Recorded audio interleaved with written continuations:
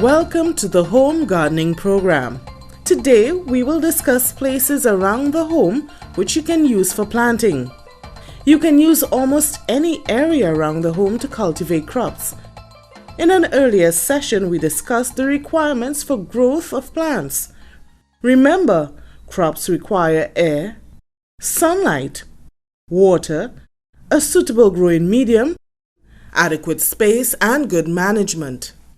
When planning and designing your home garden, the following steps are important. Step 1. Identify the permanent fixtures on the compound, such as house, shed, storeroom, garage, water tank, trees, and fence. Step 2. Identify the areas which can be converted into a garden. These may include paved areas and areas occupied by weeds and unwanted trees. Step 3. Draw a sketch showing everything identified in the first 2 steps.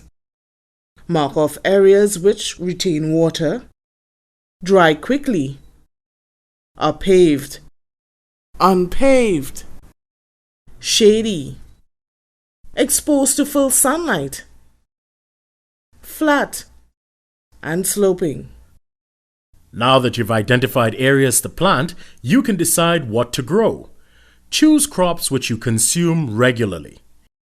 Match them to the areas identified, paying attention to their specific needs. We will now discuss some guidelines for the layout of crops in the home garden. Always consider the size of the mature plant to determine its space requirement. Areas which receive at least 6 hours of sunlight are suitable for vegetables. Areas which are shaded by buildings or trees for part of the day can be used to cultivate some seasoning herbs and ornamental plants. Grow plants in hanging baskets or containers under the eaves of buildings. Dasheen can be grown in damp areas or near drains. Use a wire fence to make a trellis using stakes, bamboo frames, or branches to grow vining crops like coralie, barbadine, and the same. Sloping areas are suitable for fruit trees.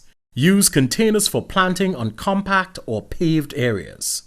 Several types of crops can be planted in the same bed or container to maximize the use of available space. Organize the plants to avoid them shading each other. Now you know what you can plant and where you can plant it around the home. Tune in for further sessions when we'll discuss other aspects of planting and managing the home garden. For further information and advice, contact your agricultural extension officer.